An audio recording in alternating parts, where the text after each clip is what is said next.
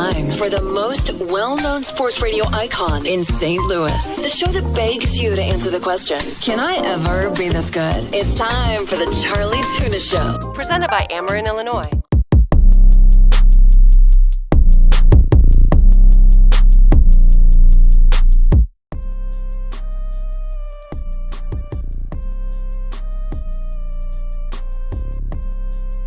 Ready?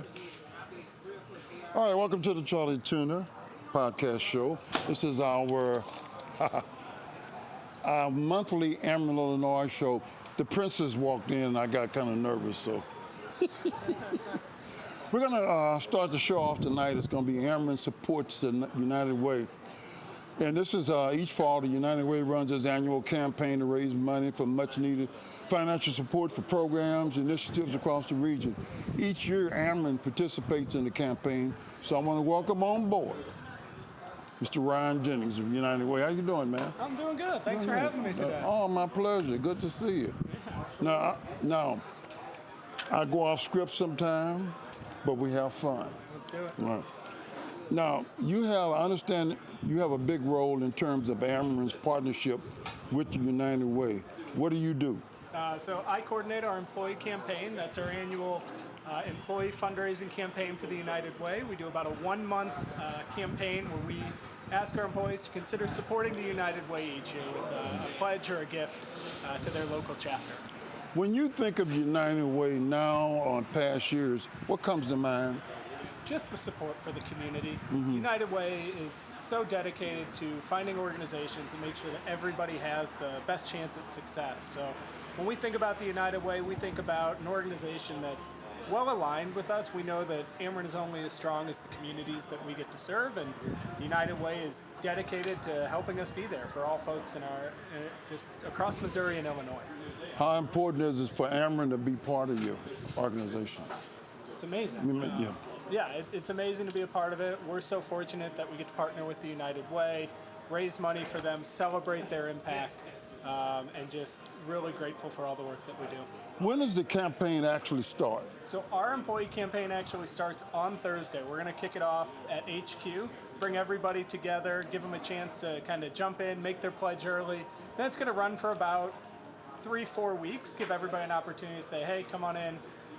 Don't forget, in case people are procrastinators or just forget to make that gift, we give them plenty of time to do so. So it's more busier now in the fall months or with the Christmas and the holidays coming up? Yeah, very, very busy for us right now. This is our busiest giving season at the company. Mm-hmm. Boy, you help a lot of people, don't you? We try. We really do. When you think about Ameren's able to support about somewhere between 40 and 50 United Ways in any given year. We get to go out and see those United Ways. Again, these are across Missouri and Illinois, so not just in St. Louis and on the Metro East side, but all the way up, all the way as far north as Kirksville, Missouri, or further down in southern Illinois. And when we get to go see those, we realize how important Ameren support actually is to those United Ways. Some of these gifts are truly some of the largest gifts these United Ways receive in any given year. I'm talking to Ryan Jennings from Ameren Illinois. We're talking about the United Way. Okay, now here's the tough part. How do you educate or inform your employees about the campaign? It's tough, with over 9,000 employees, that's a lot of ears to fill, so to speak. We rely on about 100 volunteer team captains. Those are employees within the company who stand up and say, hey, I want to help. They're going to host over the next few weeks about 50 to 100 different rallies that bring all the coworkers in, say, hey team, want to make sure that you have a chance to give them all the information, tell them why the United Way is so amazing. So it's a big effort to coordinate, 100, 120 employees who are trying to bring that message to the entirety of our company. Now, how important is it for people to give? Oh, it's donation. That's tremendously important. That's right? the biggest part. One of the great things that we realized from this campaign is that Ameren employees are already invested in their communities. They already support their local nonprofits. They're stand-up members of their communities. The United Way is another level of that. It's another way for them to say, I'm passionate about my community, and I'm going to stand up alongside them and support my United Way so that everybody in my town, in my city has a chance to be successful in life. And you try with United Way and being with Ameren, you try to help as many people as you can there because So a lot of people need help, don't they? Oh my gosh, yeah. I mean, you look at even just United Way of Greater St. Louis and the effect that they have for people. United Way of Greater St. Louis says that about 1 in 3 people in their service territory relies on some level of support from the United Way. And that's just a huge number when you think about how many people are helped every year by the United Way and what we get to be a part of as a supporting company. How long have you been with Ameren? Only about a year and a half. Year and a half. You like it, I bet. I love it. It's Keeps great. you busy? I mean, yeah. Keeps you busy. Get to do fun things like this. Come see you. Like, how could it be any better? Right. How can it be? Let that lady there know that, too. I'll make sure she knows that. You know, you got United Way is about the community, and so is Ameren. How's that a great partnership? I think it's just, again, Ameren knows that we're only as strong as our communities. And being able to partnership with an organization that is going to strategically look for the best ways to make every community successful means that we know that our people, everybody who's a part of Ameren, Missouri and Illinois, they're getting the best chance to be the best person that they can be and to have a strong community around them to support them when they're in need. A lot of people talk about with the United Way. I didn't know I needed the United Way till I needed the United Way, right? And so making sure that that base level, that safety net is there for everyone is critical, just from the goodness of our hearts and also from us being a company that cares about all the communities we serve. Are you in the field quite a bit?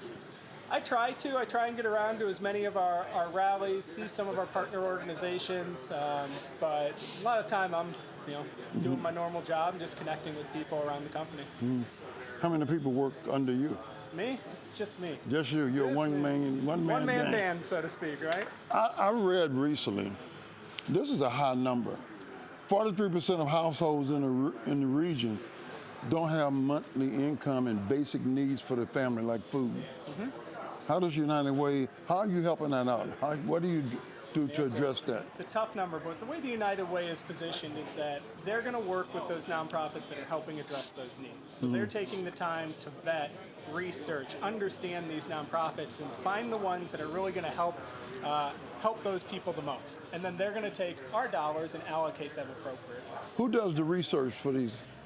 Because I know you get handfuls of people. Have they started contacting you already? They don't contact me. They'll go to their local United Way chapters. And then they'll call you. Then, well, if not me personally, because we're just there to run our employee campaign. But for the United Way, they're working very closely. They have a lot of criteria, especially in St. Louis. It's over 160 nonprofits. Do you know what the criteria is? I do not. But they have and every United Way chapter, so you've got obviously United Way of Greater St. Louis here in kind of our metro area. But then as you go further out into Missouri and Illinois, it's about 40 or 50 other ones that we're helping support doing the same thing, finding those nonprofits in their communities and uplifting those programs for everyone. You have a family? I do. Just had my first child. Oh, congratulations. What's his name? His name's Arlo. He's 6 months old, yeah. Really? You're happy as heck? Oh my gosh, I can't believe it. You got a babysitter for him? Yeah, grandma and grandpa. Oh, that's the best babysitter in the world. That's because you don't leave it with anybody else. Oh, What's your wife's name? Wife's Emily. She works here in town. So. You from your Illinois resident? I'm a St. Louis kid originally. St. Louis kid. So. Here's a big question. You know what's next? What high school did you go to? Kirkwood High School. You're a pioneer. I'm a pioneer, yes indeed. That means you love Western Groves, right? Oh my gosh. No. It's a friendly rivalry these days. How'd you meet your wife? We worked together at camp. So really? My first job, one of my first jobs, I was a camp counselor with the YMCA down at Camp Lakeland, Potosi, Missouri, and she was the waterfront director. I couldn't swim a lick. And, she taught you how to swim? No, she hasn't taught me yet, really. Oh, but, that was a good intro. Attract, right? So, that's a good intro. Yeah. What is the most impact of your job that makes you the most proud?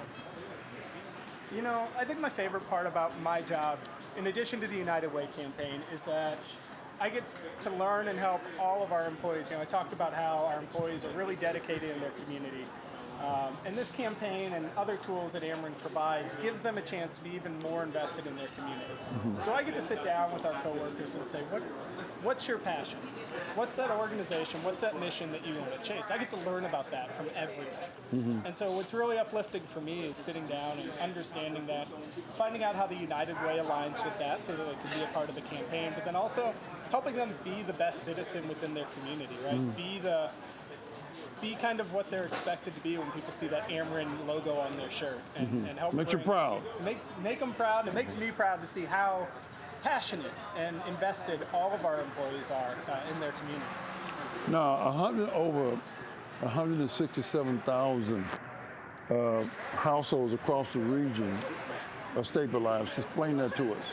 So it could be anybody who has a critical need, something that completely alters where they are in life and what they're in need of. And so when we talk about stabilizing, it's about making sure that that critical development doesn't completely offset their life, doesn't change the outlook, make sure that they have that safety net to catch them and get them back on their feet, kind of back to where they were before any sort of emerging. What are some of these critical needs? Can you explain some of them to us? It's not something I'm super well versed in, so I don't want to do, it's not something I can really speak to at this time. Where can our listeners know and learn more about the United Way if they want to contact? If they want to get involved, it's helpingpeople.org. That's the United Way of Greater St. Louis's website. Again, helpingpeople.org. They can go on, get involved in there. They run an entire community campaign in addition to the local company campaigns that we're participating in. So anybody in our community can get on there. They can learn about how to donate. They can learn about the resources that are there should they have a need. In addition, United Way does operate 211. So if you do have a need and you don't know who to turn to or you don't know what resources are there, you can call 211 just like you'd call the operator and actually be connected through the United Way with those resources. Give us that website again. It's helpingpeople.org. Okay, one more time. How important is this for Ameren's partnership with the United Way? Can't overemphasize that, can The you? largest fundraising campaign we do in any given year. It's deeply important to who we are as a company. It's deeply important to thousands of our coworkers who get to partnership with the campaign and give generously to our communities in the United Way. But the United Way must love Ameren, Illinois. Gosh, I hope they do. And, Yeah, well, I know they do. And they tell us every single time. We love to see them, and it's great to hear from them and hear how much our gifts are able to change lives. One more time, let's do this. Each fall, the United Way runs its campaign. Let's start from the beginning to the end. Tell me how that works. So every fall, us for Ameren, we run a about month-long campaign with our employees. So we open up the opportunity for them to make a pledge to support the United Way. And so we run all of that to raise funds throughout. Basically, we will run from Thursday, so August 22nd, until about the middle of September. And all of our employees will have the opportunity to make their pledge, make a difference for their community. What's the first thing that comes to mind once again when you think of the United Way? I think of the safety net for all of our communities. United Way is committed to providing resources that make sure that if you have an emergency, if you have a need, if you're facing kind of a critical situation, that you are connected with the nonprofits and the organizations that will help you get back on your feet. So with Thanksgiving coming up, Christmas, what's the toughest season for you? Christmas? Oh, they're all tough, I guess. I think they're probably all tough for the United Way, and that need's always there. So I would say. Has it gotten worse in the past years or so? I don't know the data, so I can't say it has or it hasn't. I know that the needs definitely on our end, we've been pretty consistent in what we've fundraised and been able to give. So if you had to stand in front of the President of the United States and say, this is what my job entails, what would you say? My job entails making sure that all of our coworkers at Ameren have an opportunity to be empowered to make a difference in their community, whether it's through the United Way campaign, through being a committed volunteer. Throughout the year, we want to make sure that they feel like Ameren stands behind them when they go out into their community to make a difference. So before you leave us tonight, leave us with something that's very important in your job. In my job, it's all about the people. It's all about making sure people are celebrated for wanting to get involved and wanting to make a difference for just those who need it most. Okay. Thank you so much. Hey, thank you. Ron Jennings, all right. All right, my friend. We're going to take a quick time out. We'll play some commercials and pay some bills. A lot of people, don't forget now, coming up next, you won't believe it. I can't believe it. D. Laurie Newsome-Pitts will be our next guest. That's going to be fun. I can't wait. We'll take a quickie. We'll be right back. Thank you again. Yeah, go all right for you? Well, perfect. All right, wonderful. Perfect. I'm constantly upgrading my auto repair equipment to keep up with technology. It's good to know Ameren is upgrading their energy grid right along with me. That gives me the power to be me. See how Ameren is putting advanced technology to work for you at ameren.com/reliability. Welcome back to the Charlie Tuna Show.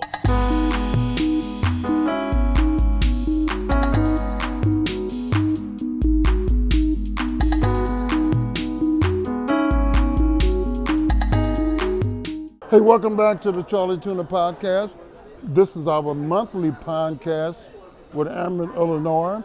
We're at Edley's Barbecue at 2392 South State Route 157. We're in Glen Carbon, Illinois. I had a good time driving over here because sometimes I need to just think by myself. It was a 40-minute drive from Chesterfield. I thought about a lot of things, and I'm full of joy. But I get to be more happy now because I bring on this young lady, Newsome-Pitts from Ameren, Illinois. She's going to talk about National Senior Citizens Day, which is, I'm a senior citizen. Sorry, I'm going to, Pseudo. Think about that. But okay. Okay, this is the first I've heard about a National Senior Citizens Day. Seriously? Yeah, first time I've ever heard about it. Yeah, it's a national holiday. I didn't know that. It's recognized nationally. It is August 21st. And it's a day where you basically show appreciation to the elderly population for their contributions that they've made Really? to society. So yeah, it is. It's a true thing. When I say I'm a senior citizen, I don't qualify? I look too young? Yeah, I mean, you're an age qualifier, but, you're moving around like the young people. Yes, indeed. You sound like my daughter. That's right. But that is so, like I said, I've never heard of that. Now, what actually, discussing storm preparedness and energy efficiency is a new way to approach the senior citizens. Tell us about that. Well, yeah, and it's actually not like a new idea or concept as it relates to Ameren, Illinois. We discuss, energy efficiency, storm preparedness, safety, and a lot of our different programs. We share them with the senior community or senior citizens pretty regularly, I would say. It's just that for this particular month, we have some very directed kind of events specifically for the senior population throughout our service territory. Mm-hmm. This is a 24/7 job, isn't it? Yeah. Oh, always. Yeah, always. You're busy. How long have you been with Ameren? So I've been with Ameren since 2016.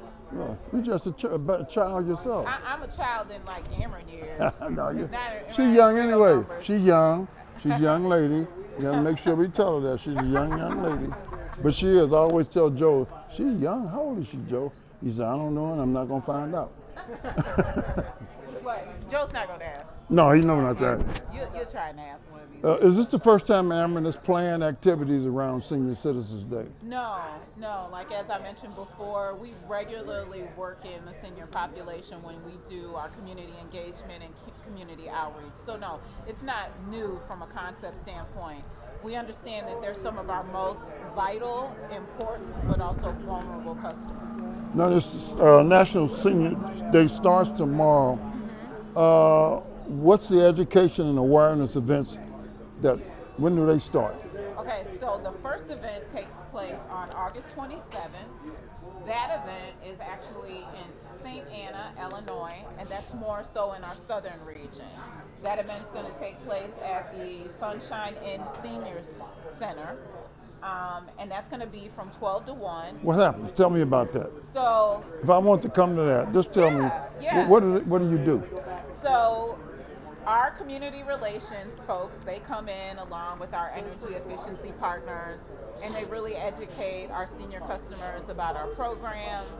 They talk about storm preparedness and readiness. They also talk about keys and tips, or share keys and tips to energy efficiency and keeping your homes energy efficient, to keep them cool in the summer, warmer in the winter, but also to manage costs and keep your costs down.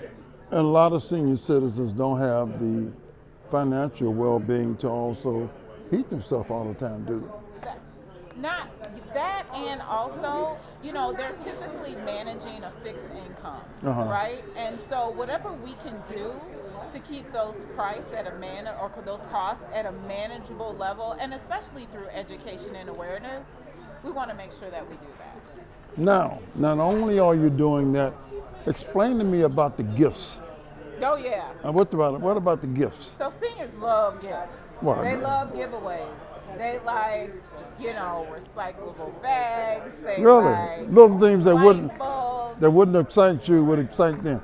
Light bulbs and stuff like that, Yeah, huh? they love it. But particularly what we found that has gone over really well when we kind of present to our senior population is the weather radios that they're going to get. Oh, really? I know Yeah. they love that. And they're really cool because they're battery operated. They can charge your cell phone. They're typically a flashlight, and that's that neural weather radio that you always hear your weatherman say. So some senior citizens, can I get one? We'll get one too. Okay. Yeah, we'll do our best to get one to you. You really want a weather radio? We'll get it. Yeah, I know you don't get. So what other gifts do you get them? Is that pretty much it? But you said they like little things. I mean, they like a lot of the stuff that we give away. We have car vent fresheners. We have stress balls that look like light bulbs. We have all kinds of different things, and the seniors love them. But also, I think it piques their interest, and it also drives conversation amongst them and, our presenters and our coworkers who are there doing the educating. Okay, let's do this. All right. You know me, I like to go off script. Okay, you're going off script. What's the worst part of your job? What's the most rewarding part of your job when it comes to dealing with seniors? Oh, seniors. Oh, the worst part is I don't think we'll ever truly assist everyone, even though we do our best. I think, there's some people that won't always get the message or receive the message. But with that being the worst part, I also think that creates opportunity for us, right? So maybe if it's not this time, then next time. The most rewarding part is stories that are shared and understand that there's behavior change, right? Like a senior says, when I left my home, I have power strips and I turned off my power strips and I plugged them, or I put weather stripping under my door to be able to keep my home at a manageable temperature. And I saw changes in my bill because of these things, or Ameren really helped me with this, or I had this problem and one of our people, knew about it and they took action on it and they were able to solve it. So for me, I think that's the most rewarding part at the end of the day, knowing that you have helped someone. And then a lot of these seniors, some seniors sometimes are afraid of computers. Oh yeah. Laptops. Yeah. So you got to help them and show them. And some of them still don't like to use them, do they? No, and it's interesting because you'll get both ends of the spectrum, right? You'll get a senior that's very technologically savvy, Really? or you get one that maybe is like, okay, I want to stay away from that. But I think that's really the importance of what we do here, because we meet them where they are. We go to the senior center and we deliver this education and this programming to them. And so they don't really have to travel far from their home base, right? The education is being delivered somewhere that they're very familiar with and in their community. So some of these seniors, most of them are in senior citizens' homes. Are any of them at their own home? Well, yeah, a lot are in their own home, but the thing is, the education is at a senior center. Okay. So it's typically a place where they go and gather Oh, and okay. have activities. But that's where good. They come together, yeah. So we are meeting them right where they are. So that's really good. So that gives them something to look forward to. Oh, yeah. And something to do. Yeah. But they like that. Girl, we got to go. We got to go meet Miss Newsome. She's going to talk to us today. Well, What about families? What about children?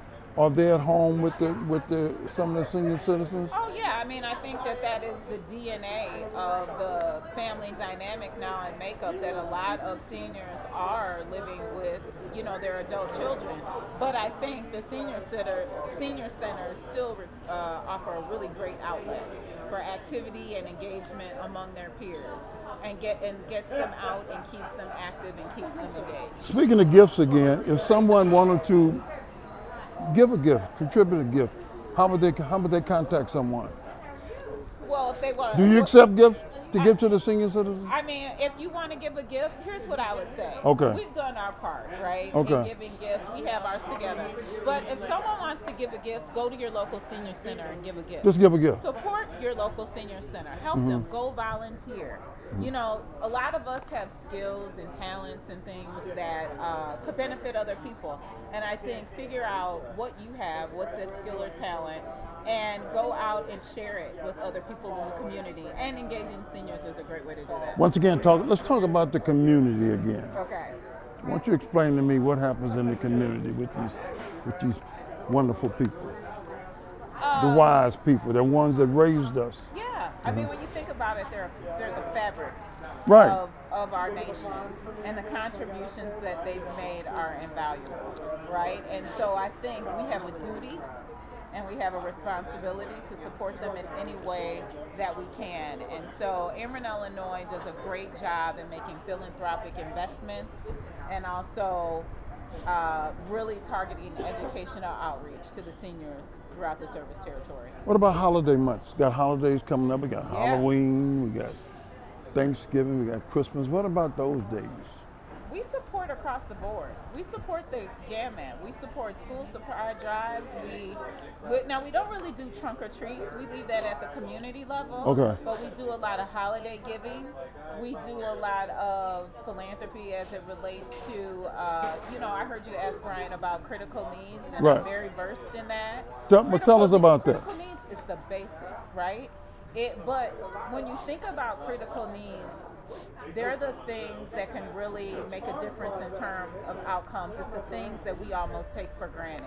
It is food, it is clothing, it is shelter, it might be transportation, it might be housing.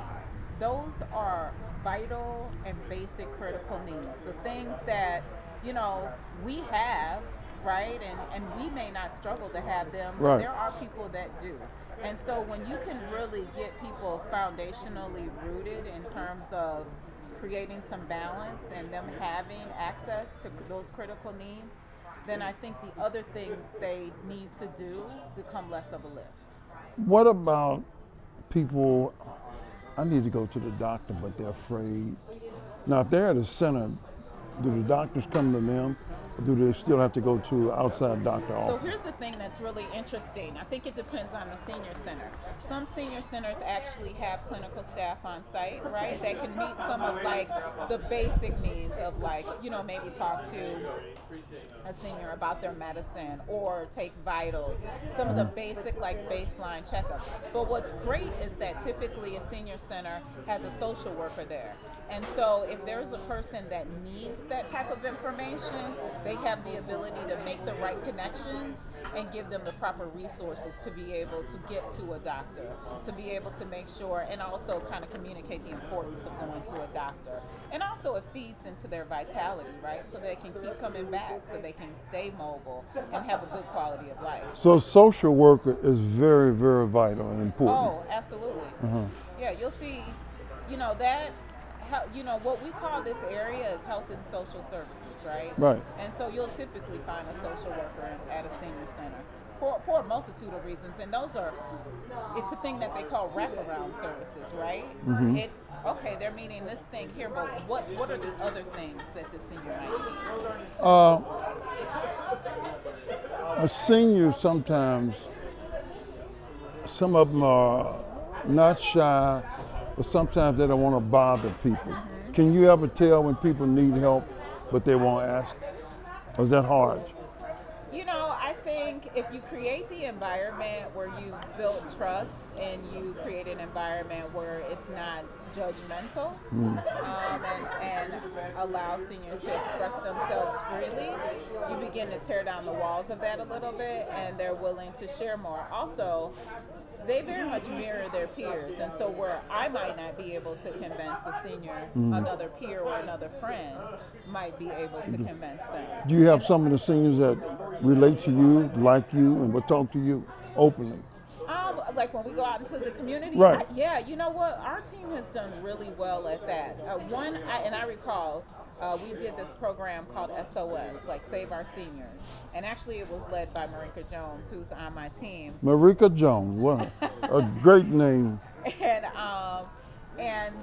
she held, and it was much like this, but more amplified. It was much like what we're doing for the Senior Citizen Awareness Day, but it was much more amplified. It was really focused on safety and storm preparedness, right? Right. And gave away weather radios, but one of the things that came out of it was that the seniors were there sharing their stories amongst each other. At the home, about- at the senior citizens home. At the senior center, not the home, but like But the senior, the center. Right, and they were sharing their stories about just different weather incidents that had taken place and like how they endured it, like what was their plan. And the one thing about, especially with this population, and especially when you're talking about storm preparedness, you have to have a plan. You think about, They're smart people, makeup aren't of they? a senior, and they're pretty regimented, right? They've Yeah. got their schedules, they do this and that, and so if they have a plan and one they trust and one they know they can execute, then when a storm happens or when an emergent situation happens, they're less likely to panic, Right. but actually execute on their plan. And some of the things that make us exciting or happy is different for them. Yeah. It's the little bitty stuff that makes them It's a happy. small thing. Like planning for a storm. Girl, you know what I did? We got under the couch or whatever. They plan. Well, I tested my weather radio and it works, and I was able to do this or do that, or here's where I keep my radio in the event that there's a storm and I need to be able to hear what the weather forecast is going to be. If they have to go to their safe place. So things like, I think it becomes like less of a panic situation, less of a scary situation, and more, okay, this is a planned situation. I know what I need to do, and I have the tools to be able to do it and kind of make it through it. My grandmother used to have a saying, you don't get to be old being no fool. And these isn't people- that the truth? Isn't that true? That is the truth. And some of these seniors and older people, they can see things and say, I told you that was going to happen. Well, imagine the different experiences they've lived. Right. And although they look different today, some things just don't change. You know what I'm saying? Right. They can recognize, Yeah. no, I don't like him. Yeah. No, something ain't right about him. Now, let's shift gears again. Let's talk about you and your family. Okay. All right. We can talk about Vietnam. Yeah, your family. Since you're back to school, your I don't kids have go children. back? You don't have children? No. Okay. No. Okay. What do you do now with these senior citizens now that it's back to school? Do kids ever come in there and talk to the senior citizens? Yeah, so it's really interesting when you think about the different nonprofit organizations that we have out there. Boy Scouts and Girl Scouts are really big in terms of going to senior centers and helping seniors, volunteering there, doing different activities and things like that there. Also, I think if you look at like typically you'll look at like the local like pre-K or like daycares, they might mix the two groups together because both of them can be helpful to each other. You remember when you were in school and they had your grandparent that came to the class and kind of helped and supported the class?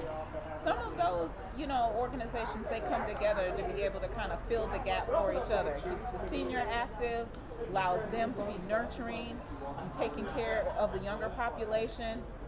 But it also gives the younger population an opportunity to kind of engage with seniors. To learn. And learn. So we don't do that enough. Right, and then I also think like, I've really never met a senior that wasn't nurturing and didn't want to be helpful, right? And so I think you want to raise good little people. You ever learn anything from a senior? Or just listening to them? Yeah. Yeah. Stay off your cell phone when you're walking in parking lots. They ever tell you that? Yeah? Stay off your cell phone, like when you're leaving a place and walking in parking lots, be very aware of your surroundings and scan your surroundings. By the way, so my father-in-law, he's 86, and he's very active. Now he'll say, I'm a senior citizen, but he still drives, still works sometimes, and I think that has aided in his vitality. Really? It keeps him going. He's always on the move. And so, we know if he's somewhere sitting down that something's probably not right because he is. He's not like this active. Yeah. That's the way I am. I'm active. Of course, I'm a senior citizen too. Yeah, you keep saying that. I don't know. No. What about if someone wants to donate clothing to a senior citizen's home? Can they do that?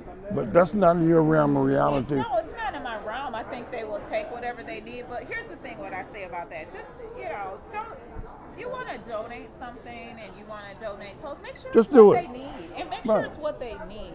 I think there's a level of respect and Right. consideration that you have to have.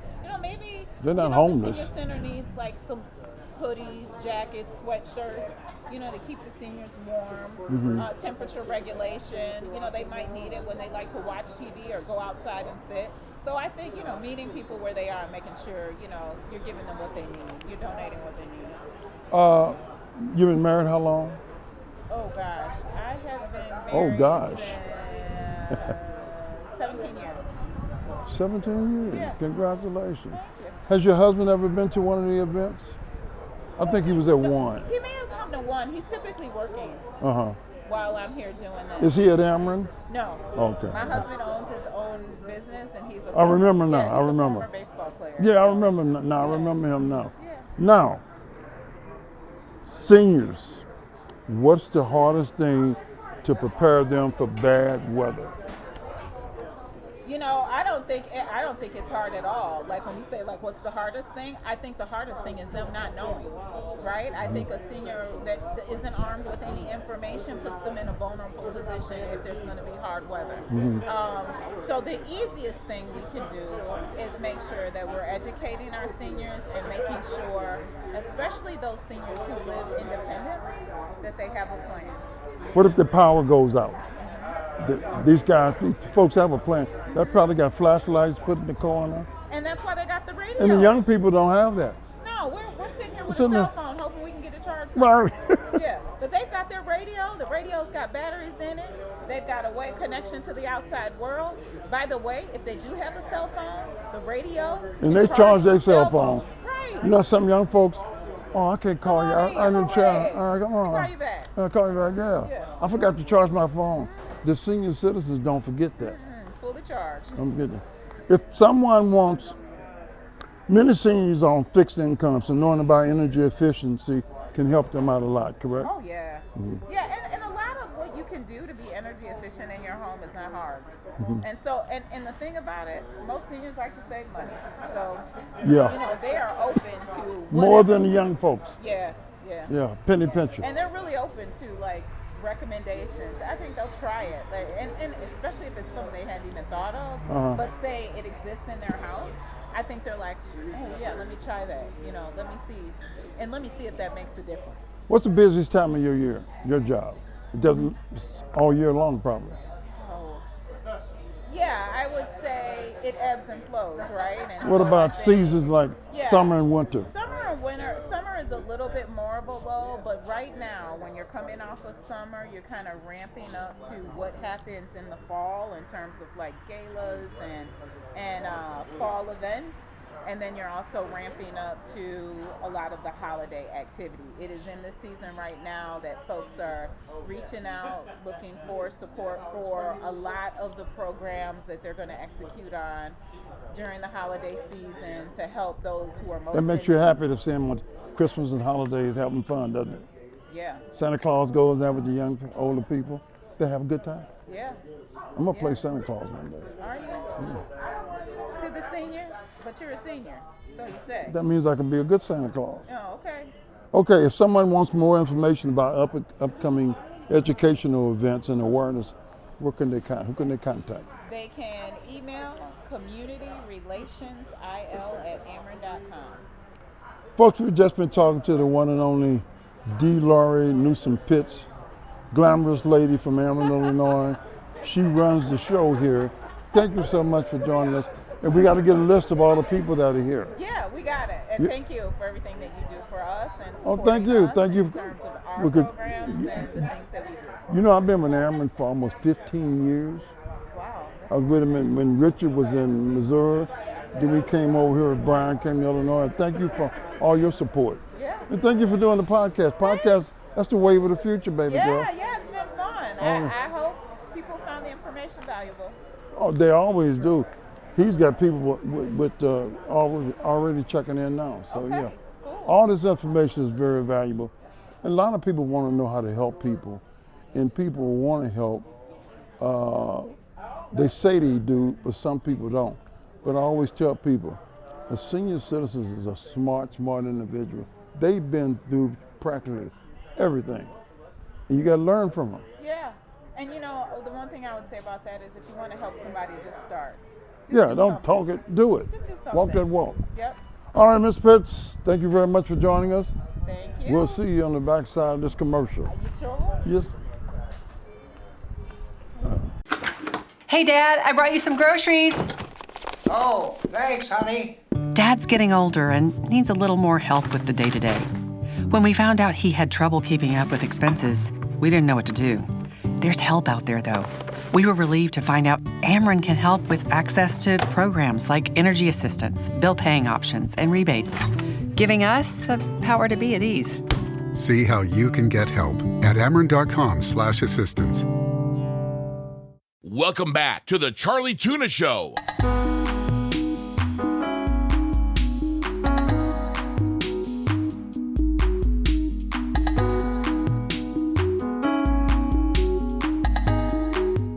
All right, welcome back to the Charlie Tuna podcast here.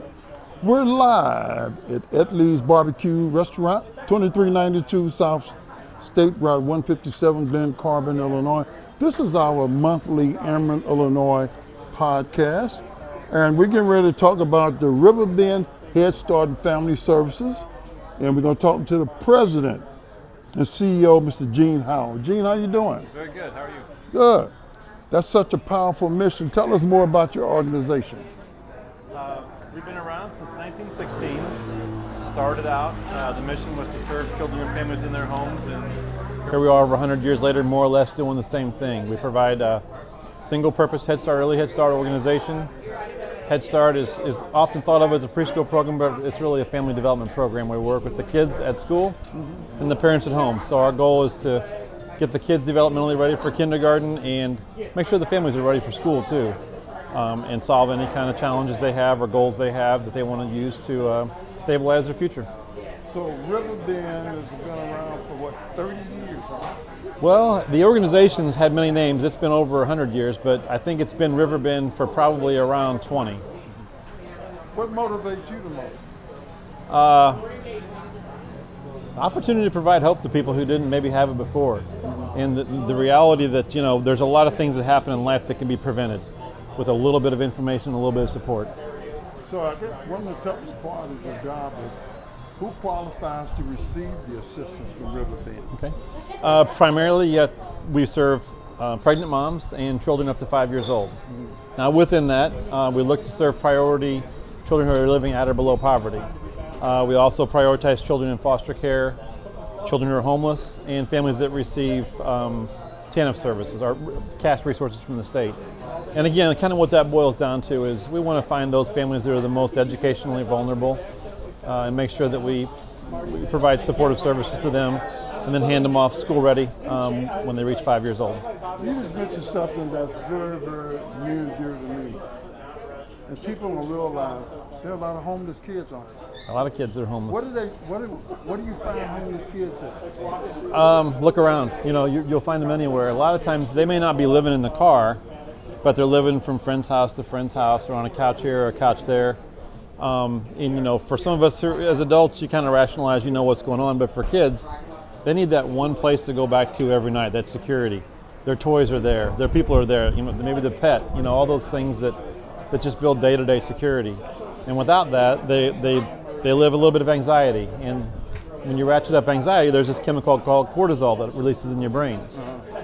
Between the ages of birth and 5, cortisol is great when there's a bear chasing you. You got to go, right? If you're living on that every day because you're living in trauma or this anxiety, that chemical begins to erode a important part of the brain where the executive functioning develops. Really? So that can destroy a person for the rest of their life. It can definitely change the trajectory of your life. What's the average age for these homeless kids? Any age, really. Yeah. And now, our younger families are the most vulnerable because they haven't established yet. So younger families with younger kids, they're going to be more vulnerable to being homeless because they don't have that a house or that established residence of their own. How does a child become homeless? Well, they're with their parents, of course. Okay. But, you know. If the child is homeless, they're not by themselves. They're with the family also. Family, yeah. Sleeping in the car, whatever. Yeah, and a lot of times it comes by way of mental health issues that are not addressed, substance abuse issues, and sometimes it's just life's been tough. We had a job, it got lost, and they're having a hard time getting back on their feet, you know, getting opportunity. What's the hardest part and the most rewarding part of your job? The most rewarding part is, you know, it's not immediate. I was at Godfrey Walmart a couple of months ago, and I was purchasing something for work, and I needed to use a tax-free card. And the young lady said, I need to call over the manager because I don't know how to do this. Well, she used his first name, and I looked up, and I could see the face of a 4-year-old that I served 20-something years ago. Really? This guy's the manager at the Walmart. I'm like, yes, you know, yes. You remember me? He did. He remembered this guy that came to the house. Oh, okay. That's about it. And I said, well, that was me. You know, that's cool. Those are rewarding things. Now, you have a few programs that center around preschool and home visiting, as well as Head Start. Tell us about those programs. Yeah, so Head Start, Early Head Start are our primary programs. Head Start's for 3 to 5-year-olds, and that's our preschool. It's center-based. The kids come to school every day. Majority of our kids are there for 6 hours. They get breakfast, lunch, and a snack. We brush teeth, we wash hands. They engage the curriculum. So we're developing their academic skills, social emotional skills is kind of the biggest part of the day, right? How to get back your toy without punching the kid in the face. Because we want you to learn how to share before you go to kindergarten. So some of these kids don't want to share, they don't know how to handle that conflict, yeah. The young ones too, right? Yes. Yeah. Oh, yeah. Especially if they don't have language, right? Because now I can't speak, but I'm going to get my point across somehow or another, right? And so, ironically, with the COVID virus, a lot of these babies were born and we were all wearing masks. Really? Part of developing your language is to see people's words. Explain that to me. When COVID was here, how did you work? How did you handle all this? It was a remote service, right? So if you were enrolled in our program, we would connect with you over the internet. We delivered the curriculum.